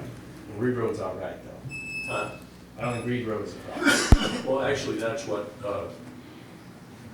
Mr. Griswold said. He said, I know the problem is down there on Reed Road between Mount Prospect and Route 2. And he's right. That stretch there by the orchard where Mr. Huntington has his horses, that's terrible. I've never noticed it being, well, okay, but you want us to look at Mount Prospect Road. So, we Yeah. addressed the Mount Prospect Road issue, now I guess we'll look at the Reed Road issue. Right. And the issue is if heavy trucks are gonna start driving down there, that should be considered. All right. Thank you. All right, new business. We have some unanticipated revenue donations towards the Lancaster Main Street beautification. That's the flower boxes and benches and stuff that Tricia Furnett, Linda Overland, and some other people are engaged with for the last couple of years. We have received a total of $2,605 in donations towards that initiative. I can read you the names of the people if you'd like. There's several checks. So- Unless you want to, I don't know if we need to, but definitely appreciate them contributing to the Yeah. thing, but I would have gotta make a motion to accept that amount, Yeah. right? I make a motion to accept the $2,605 donated to the Main Street Beautification Program. I'll second it. I'll second, no questions? All in favor? Aye. Aye. Okay. I will tell you that we are going to, I asked Tricia if she might be able to get, I can't remember if it's gonna be 2 or 3 boxes to put out on the side of the building on the Mechanic Street side, because it's just way too much brick and concrete and asphalt, so something to soften it out. We do some art. Yeah. I'll just stand there and not move, and I'll be a statue. How about a couple of trees? So there are gonna be a few out there that we'll maintain and water for her, but again, every year she adds more to it. She does have a plan as well to build a swinging bench that we're gonna put in Centennial Park. It would be a stationary thing. It'd be ditches would be dug into the ground, it'd be cemented into the ground. So just another piece of furniture for the park areas as well. So. We did get our first donation for the Kent Fountain from Brad and Valerie Griswold for $500. So I would ask that you guys consider and hopefully approve that. So, and I am going hadn't put out any requests for donations yet. Mr. Griswold came in last week and said, hey, can I donate money? And I said, sure. I'll make a motion to accept the $500 donation for the Kent Fountain restoration. I'll second it. Any other questions? All in favor? Aye. Aye. I will work on getting some sort of a press release or just notification out, just saying that we can and will accept donations towards that initiative, so. Okay. We have a couple, we have two water sewer abatement requests based around broken pipes in properties over the winter time, and obviously use of excess water. These were in your packets. I don't know if you guys got a chance to look at it. Sherry, you can help. I'm gonna help with Joe June on this. Okay. Yeah, I know that one's. So David Hood is the first one. He has 3 properties he's seeking abatement for. I'll just read his request. Since I'm not able to be physically present at the meeting, I reside in California. 3 of the water sewer utility bills I received this week were very high. I'm asking for your consideration and assistance in this regard. By way of background, I have been an active landlord in Lancaster for more than 20 years and believe I have been and remain in good steward in that role. Unfortunately, during the deep freeze in early February this year, I had boilers fail in 2 buildings, 89 Main and 29 Bunker Hill. The failures resulted in pipes freezing and massive water accumulation at both properties. I contacted Fitch Fuel, and both buildings are now operational with new boilers and plumbing repairs. The third bill relates to 14 Summer Street. Here, the usage on the new bill is astronomical. The town checked the meter this week and confirmed that since the last meter read on 4/7/23, usage at this property is within normal limits. The exact cause of the excess use is unresolved, though suspected to be a tenant failing to report a running fixture.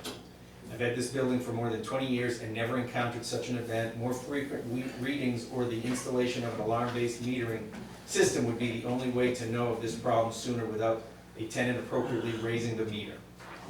I've tracked my usage for years on these properties, and the overages are as follows. The 89 Main Street, claiming normal bill use is 3,000 gallons. That bill is 48,000. The excess usage was 45,000 gallons, claiming excess amount of $324.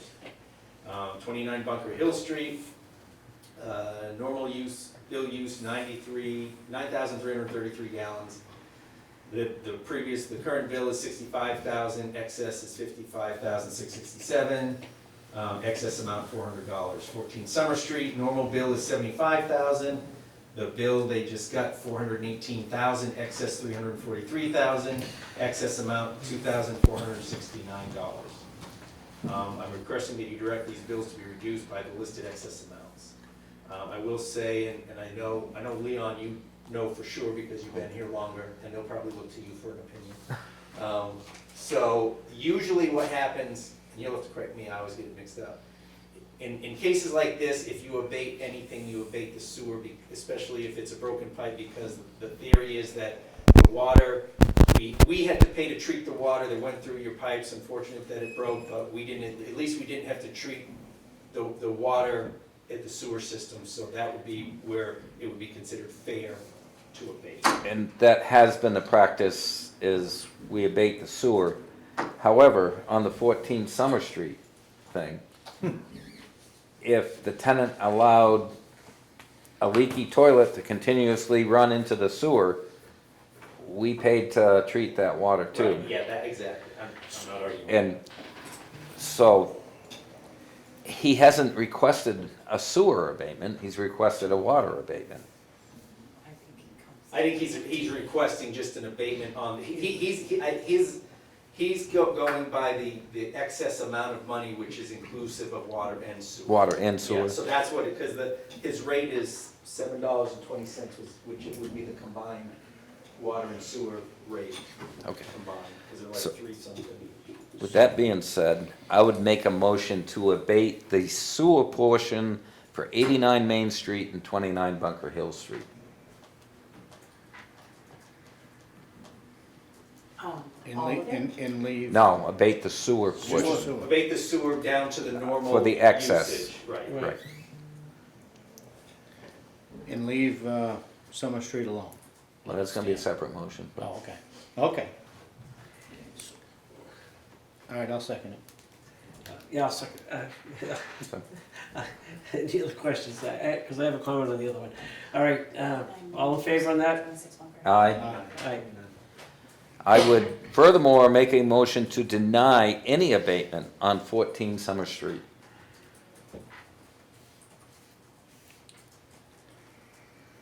Second on that? I'll second that. Okay. And I just want to comment on that. When we had COVID going in, we couldn't have somebody, we had a big abatement bill come in for Portland Street, of the big building, because the landlord could not get in with those leaky pipes. We did an abatement there, 2 years ago maybe? It's one of the first ones we had done one time, because that was a different situation. But there's no reason why he's not watching his property on these either, you know, when it comes to, you know, something like that.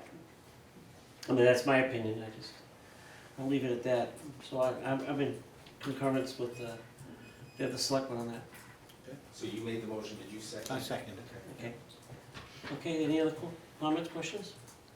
No? All in favor? Aye. Deny? All right, thank you. Next one, and Charity will do my side comments. So Joe Juno on Elm Street. Do you want to just? That's fine. Only because the numbers that he's probably gonna reference in here are gonna be incorrect. So when I was looking over the readings, I go through to see who's really high, really low, whatever. I had him at 909,000 gallons. However, the meter didn't actually, in some cases, if there's a lot of usage, the meter rolls, because it only goes to 99,000, and then it will roll, and then it has, you know, whatever. So it looked as though his rolled, but in fact, it's actually in backwards. So he still has excess usage. Their usage is actually 91,000 gallons, and he does not use anywhere near that. And he did have a water break in the basement in the springtime. So there was a significant loss of water there. So that I can confirm, because we replaced frost plates twice. It was taken care of by Fitch. But I did want to explain the 909, if you saw the paperwork. I think I even wrote a love note that said, oh, by the way, the 909, it didn't roll, it actually was in backwards, so the 91,000 is. Yeah, So, sticking with past precedents, I make a motion to abate the excess sewer amount for Mr. Juneau. Okay, I'll second that. All in favor? Aye. Aye. Thank you. No. Next is a property tax abatement for Haley Heath. I'm assuming she was issued a tax bill for a camper that was moved for the first time in May and is registered, so it shouldn't have gotten a tax bill. So the abatement would be in the amount of $459 to correct that thing. Make a motion to approve that abatement. I'll second it. We both have to sign that. We will bring in the abatement forms for these, the water and sewer that you guys just approved. That'll be at the next meeting for you guys to sign. All in favor? Aye. Okay. Just one place to sign. Yes, right, one place, yeah. Yep.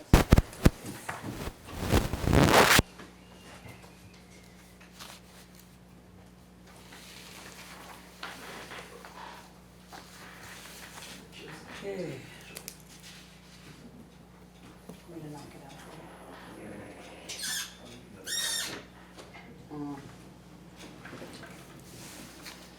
All right, moving along.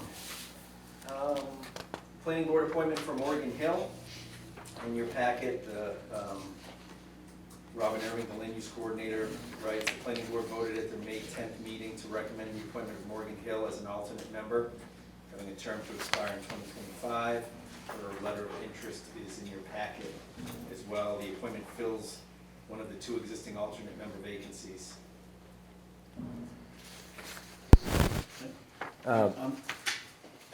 I just wondering, do we have any more information on Miss Hill? I mean, Other than she's Dave and Sarah Hill's daughter, lives out. okay, in so Brownwood. she's lived in town. I mean, Yes. that's Oh, kind of yeah, what she I'm. has. That's all I've got. She showed up at the meeting the other night, Yeah. sat here, and she actually got coerced right while we were at the meeting, because we were short a couple of members, so. We Okay, were missing I- members the other night, so she kind of, by default, we rushed let her in, so that's why it's rushed in. All right, I just was kind of wondering the history and stuff. She had, it was probably a couple of years ago, she had, shortly after she had moved back to town, she first came to one or two Conservation Commission meetings, never followed through. I don't know whether she just didn't have her feet wet yet into town or not, but, so she didn't follow through with submitting a letter of interest for the Conservation Commission, but some of the other individuals on the planning board asked her if she wanted to serve on the planning board because there was a need for some more members to create that diversity, youth and female on the board. She would be a valued member, and she, like I said, she did grow up here. I make a motion to put Morgan Hill on the planning board. Second. And questions, all in favor? Aye. I think I brought it up at the last meeting, Troy, you'll have to remind me. So recycling, for those of you that don't know, Recycle Percussion chose Lancaster as one of the 5 communities that they were gonna come to and film their Chaos and Kindness television show and then put on a concert with the town. Several people have asked me what the status is of that, and I just wanted to let you guys know that I have no idea. The last I had heard from them at all was the post that they put on Facebook that said that Lancaster was chosen. I had assumed that they would reach out to me to say, okay, you know, this is when we're gonna come, or is this a good day for us to come? They need a venue to put on their concert. My initial thought was Centennial Park. I thought that'd be cool. I don't know if that has the amount of space that would be needed, but I don't know what they need for space. I thought I see a post on the fairgrounds Facebook page that they would be willing to host They them. did offer that, yeah. So again, Awesome. I mean, my initial, I think it would be great. They have plenty of space. I would, and Julie Aldrich did tell me that they would do that. My thought was if they didn't think they would need that much space, I would love to have it in the center of town. It'd be fantastic. Right. So, again, I just wanted to update you guys, because I'm sure you guys have been made aware of it, and maybe people have asked you guys too, but again, I don't know. They emailed me when we were in the top 8 to be chosen, and when I offered my thoughts as to why we should be picked, they emailed me and said, okay, now answer some questions, and I figured once we were picked, they'd email me again and say, okay, now let's get to some specifics, but I got no idea.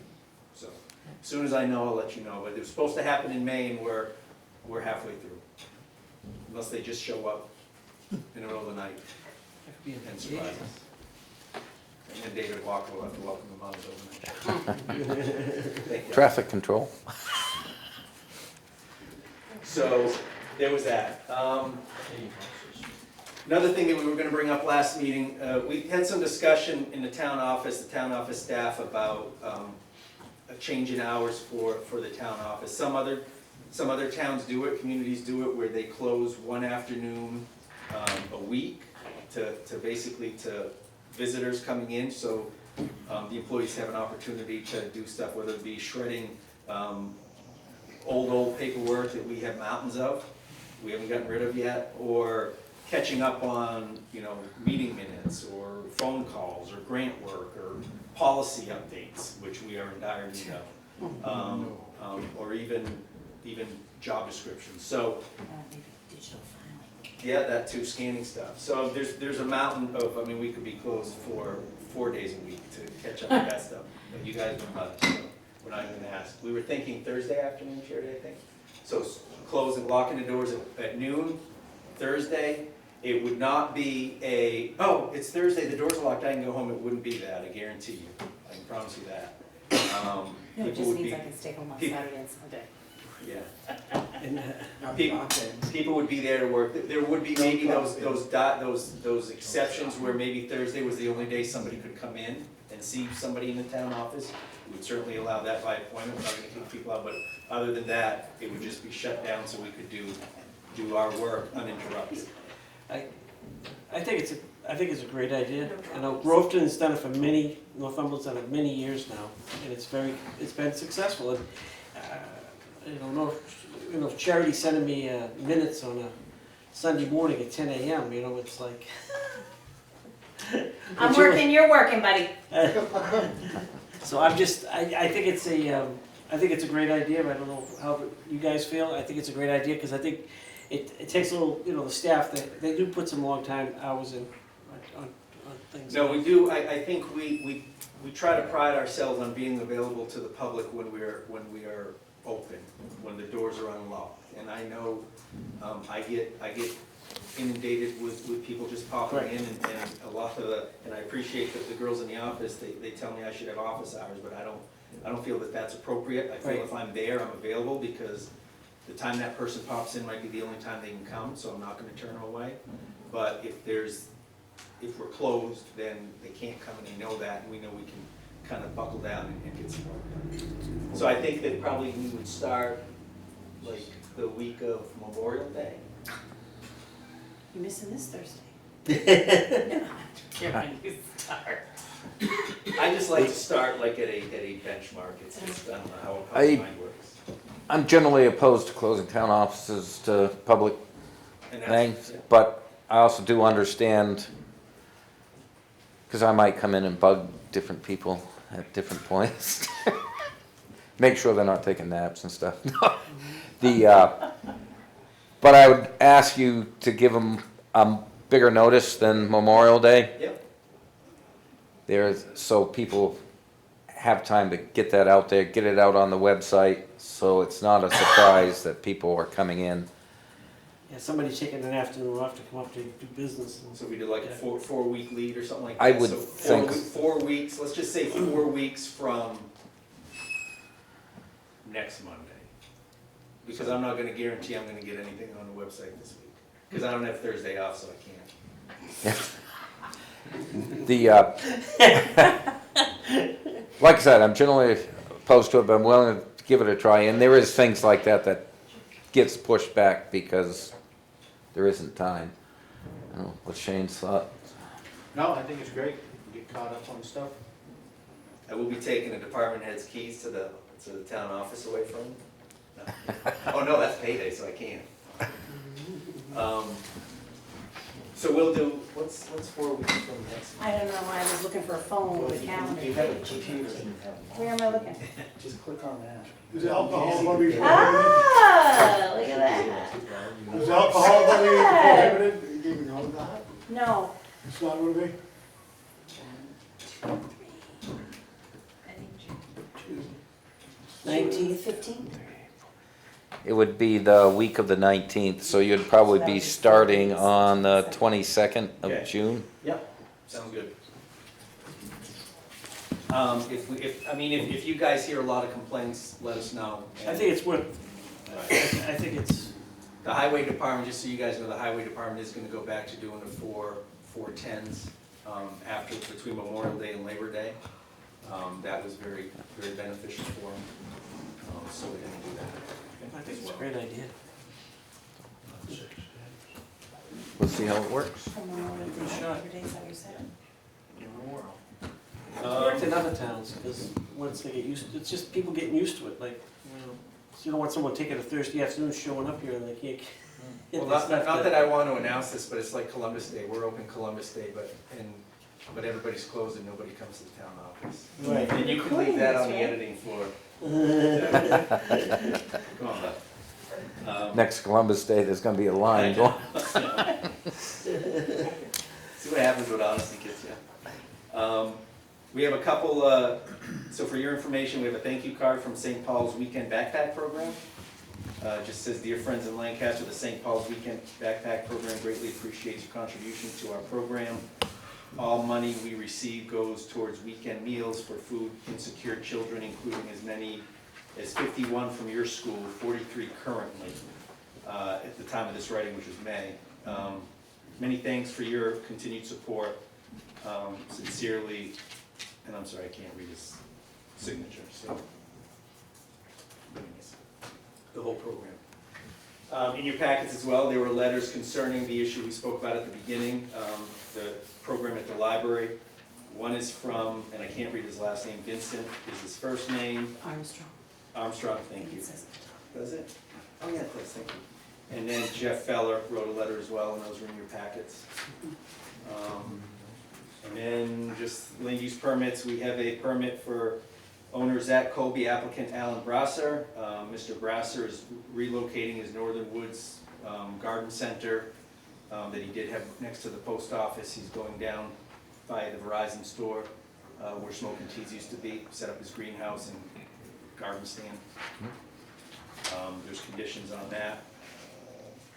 Brian Beatty, owner, doing business as Mount Horn Enterprises. The applicant is AT&T.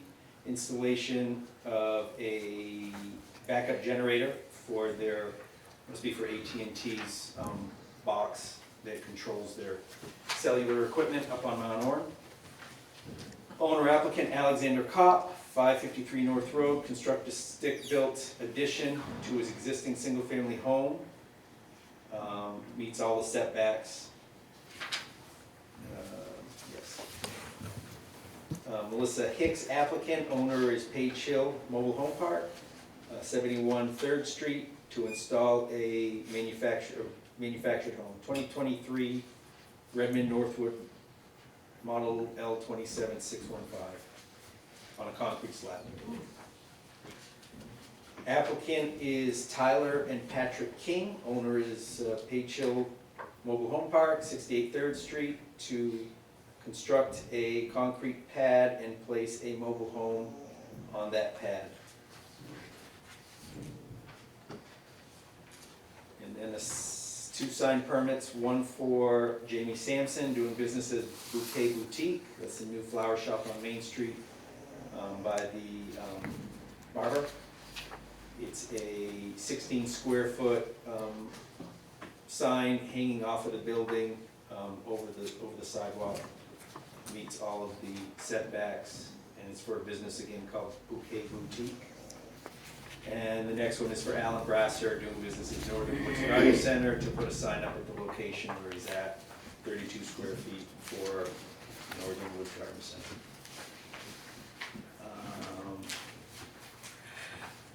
And that's it.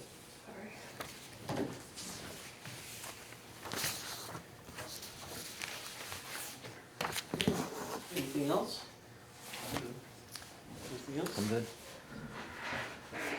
Alan?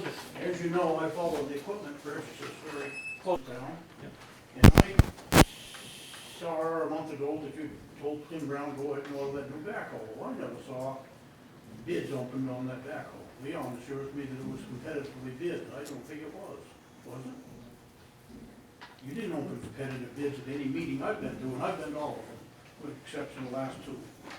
What was last meeting, right? I didn't miss, no, I didn't miss.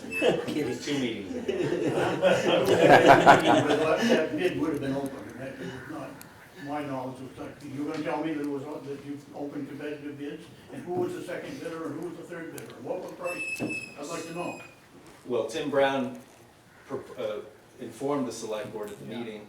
What it was the same, basically, how the process usually goes, and the department heads can correct me if I'm wrong, is that when we're going through the budget process and we know there's certain equipment or stuff we need to buy, we will get basically bids at that time so we can figure what we're gonna budget for. And we would budget for the more expensive one, hoping that we don't have to get that one. After town meeting, and it happens more often with Tim Brown because he buys a lot more equipment, and it's not so much with Randy where it's a single source type of thing.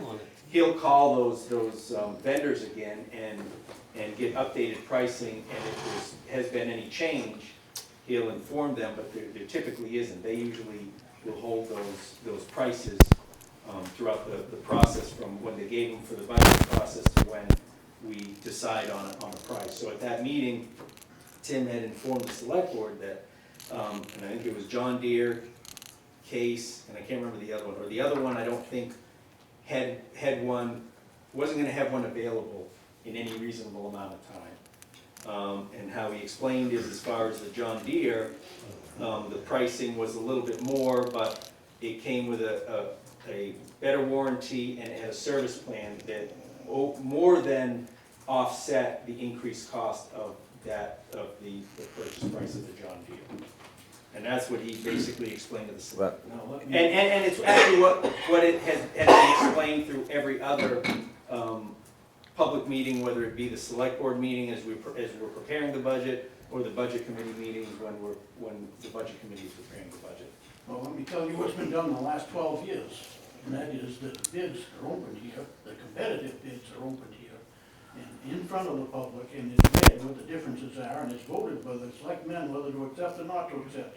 You've done away with past practice, and you said, well, we're gonna buy what we wanna buy, we're gonna buy anything Tim wants to buy. I seem to remember, Alan, that you said that over the last 12 years, we never did that, and actually over the last couple of years, we've been doing a better job than the last 12 years. But that's towards Alan's point, that now you're opening bids and he didn't see any.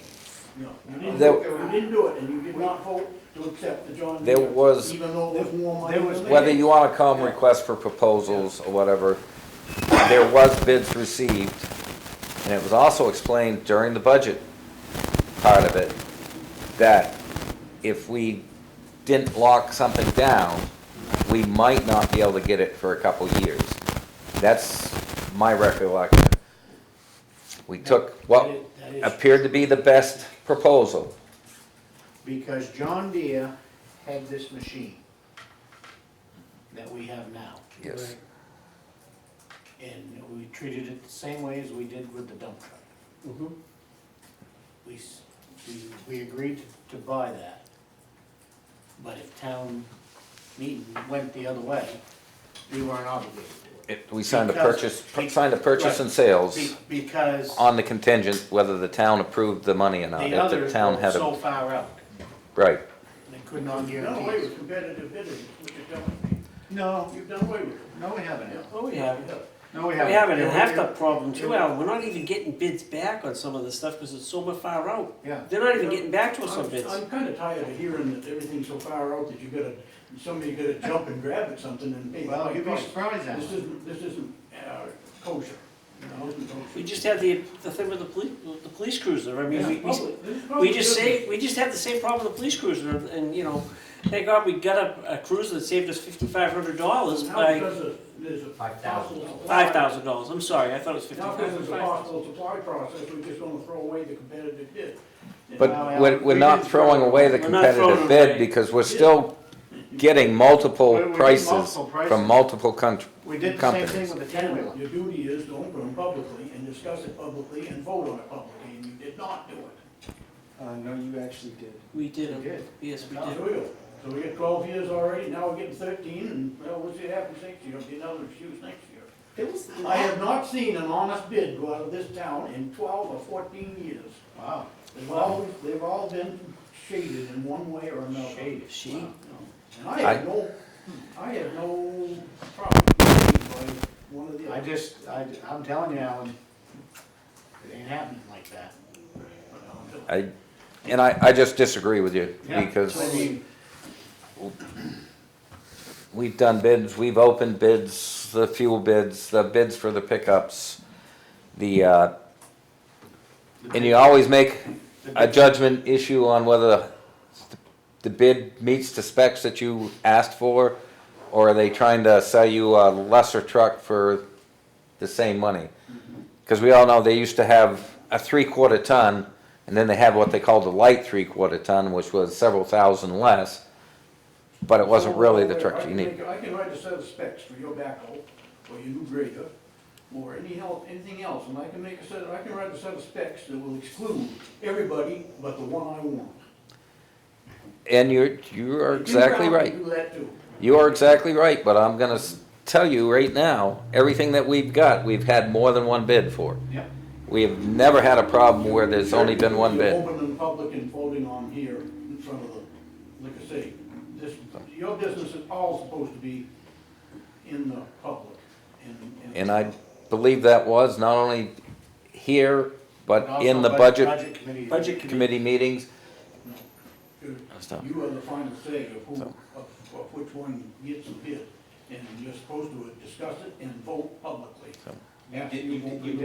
You did vote publicly on that backhoe. As a matter of fact, it's in season 3 of the select board meeting minutes. Season 3. I know you voted to tell Sid to go buy it. Yeah. But what I'm saying is, I didn't see a bid, And the same with the dump truck. yeah, but I didn't see a competitive bid on backhoe. I didn't see it. And it's supposed to be out front there. Tim Brown explained them all to This me. is supposed to be transparent. It is. It's not supposed to be down on the corner office or behind the back door. It is transparent, I can assure you. Well, people want us to make the decisions and they don't want us to make the decisions. I don't know what decision to make anymore, so I just won't make them. Went all the way through the budget process. Which is painful sometimes. Yeah. To you people, now, to you people who sit in budget committee and make and open bids and vote is not proper. Crying out loud. We didn't do that. we didn't do We that. didn't do that, Alan. Okay. We did it. So you didn't vote in. No, but as far as the transparency, it has been talked about through the budget, through the department heads, everything, all the way up through. Right, but the final transparency is at this board. It's supposed to be done in public. Well, and I believe we did when we, I don't see the minutes, I don't see the figures. So. That you pulled up the figures in the selectmen's meeting and that you voted on the selectmen's meeting. I attended all the selectmen's meetings last year and I can see it.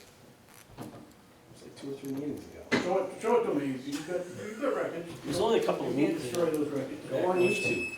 They're on. 2 or 3 meetings Down, ago. look at them. At least 2 or 3 meetings ago. I don't mean to plug my own TV You show, can but it's on judge. YouTube. Huh? Rob's good at that. Yeah, Rob, yeah. I hope you don't mind my changing the subject. I wanted to mention that tonight's meeting was very difficult, with a lot of emotion, and I was very proud of the select board and the management holding the forum, and I don't necessarily agree or disagree with all of the points that came up, but I thought you guys handled it real well. And so I just wanted to say thank you for that. As an excitable member of the public, you often hear from me, but I want you to know how much I appreciate the effort that goes in and the fact that you do make a decision. Because that's the hardest thing, is if no decision is made. So thank you for that. Thank you for standing up for the staff in the library, no matter what your personal opinion was. And that's all I have to say about that. Thank you, Rob. Thank you. Appreciate that. Okay, anything else? Need a motion to adjourn? I'll make that motion. Second? All in favor? Aye. Motion adjourned. Walk is not our own time. He's here as a volunteer, what are you talking about?